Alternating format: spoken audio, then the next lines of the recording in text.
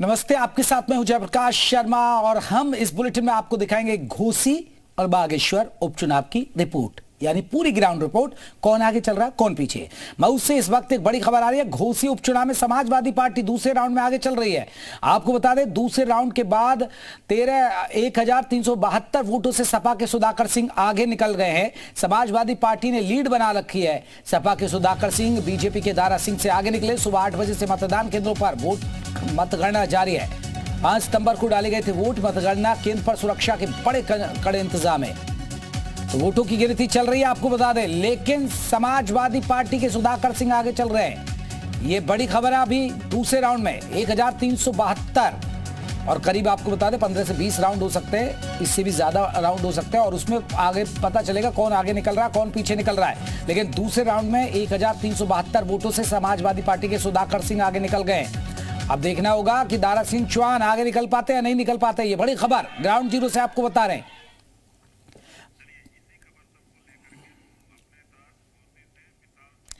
विशाल हमारे साथ, हमारे सहयोगी और ज्यादा अपडेट के साथ घोसी से जुड़ गए। विशाल, अभी क्या अपडेट है, क्योंकि 2 राउंड की जो काउंटिंग हुई है उसमें बताया जा रहा है कि समाजवादी पार्टी लीड कर रही है।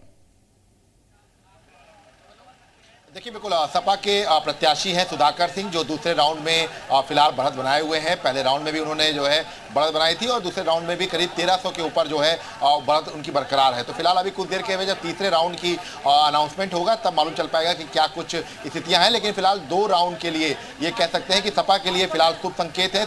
2 राउंड में उनके प्रत्याशी सुधाकर सिंह लगातार आगे।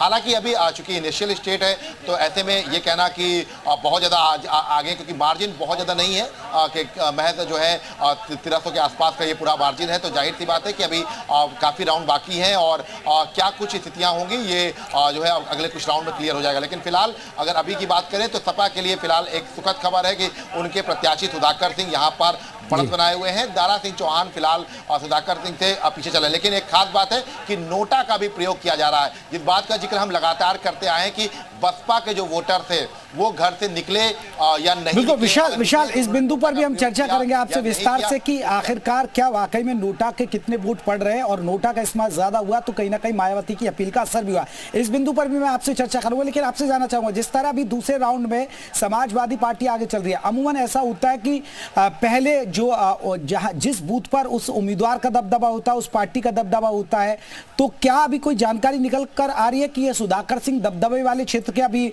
जो मतदान केंद्र है उनकी काउंटिंग हो रही है इसलिए आगे चल रहे हैं या दूसरे इलाके में वो आगे चल रहे हैं?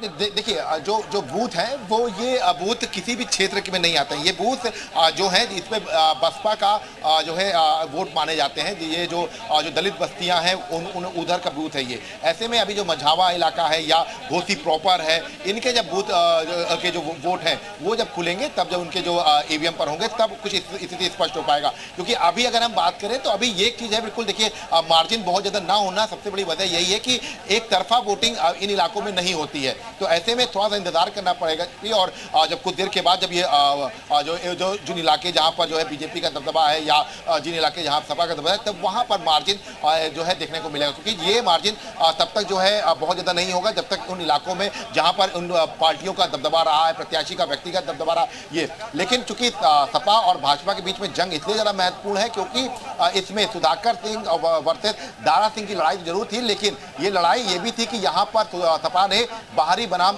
स्थानीय का चुनाव बना दिया था। दारा सिंह चौहान को बाहरी जो है करार दे रहे थे सपा वाले। इसके साथ साथ बीजेपी बार बार ये दावा कर रही थी कि नहीं, दारा सिंह चौहान यहीं से जीते हैं। ऐसे में ओम प्रकाश राजभर का साथ मिल गया था, तो राजभर वोट बैंक हो, चौहान वोट बैंक हो। इसके साथ साथ अगर हम बात करें तो जो दलित वोट बैंक है, इन पर बीजेपी अपना दावा कर रही थी। तो ऐसे में ये वोट बैंक कितना बीजेपी के साथ गए हैं। बिल्कुल विशाल, इसमें इस चुनाव का नतीजा ये तय करेगा इंडिया और एनडीए में कितनी ताकत है, और साथ ही साथ एक और ताकत का पता चल जाएगा, वो है मायावती। बेशक उन्होंने चुनाव नहीं लड़ा, लेकिन उन्होंने इसमें एक अपील कर दी कि नोटा दबा दें आप, अगर आप वोट डालने जाते हैं तो कहीं ना कहीं उस ताकत का भी पता चल जाएगा कि मायावती की अपील का कितना असर हुआ और मायावती की अपील के बाद किसको नफा हुआ और किसको नुकसान हुआ, ये ताकत का भी आकलन हो जाएगा। नहीं, देखिए बिल्कुल जेपी, जैसा कि मैं बता रहा हूं आपको कि जो अभी शुरुआत के जो वोट खुले हैं, जिनमें बैलेट पेपर भी शामिल था, इसमें तमाम, तो ऐसे में ये हम बार बार जिक्र कर रहे हैं कि ये जो इलाके यहाँ पर दलित बस्तियां हैं, तो ऐसे में यहाँ पर सीधे तौर पर बसपा के सुप्रीमो के जो अपील थी उसका असर दिखाई पड़ रहा है, क्योंकि नोटा अगर तीसरे नंबर पर चल रहा है तो जाहिर सी बात है कि बसपा ने जो अपील की थी वो उस इलाके में कारगर साबित होती हुई नजर आ रही है। हालांकि ये कहना कि बिल्कुल एक तरफा जाके नोटा पड़ा है तो ये भी गलत होगा, क्योंकि वोटिंग हुई है, और वोटिंग हुई है तभी जो है सुधाकर सिंह को वोट जो है ज़्यादा मिले हैं। दारा सिंह चौहान को भले जो है 1300 के आसपास वोट कम मिले हैं, लेकिन वोटिंग इन इलाकों में हुई है। और अब ऐसे में जब अचानक से जो है जो जिन इलाकों में समाजवादी पार्टी का या भाजपा का दबदबा है, जब वहां पर ये पूरा जो वोट खुलेंगे तब जाहिर सी बात है कि स्थितियां बहुत स्पष्ट होती नजर आएंगी। जी चलिए, विशाल हमारे सहयोगी बता रहे लगातार। अगर हम बात करें, अगर विशाल, जो ये नतीजा ये भी तय करेगा इंडिया ताकतवर या एनडीए ताकतवर?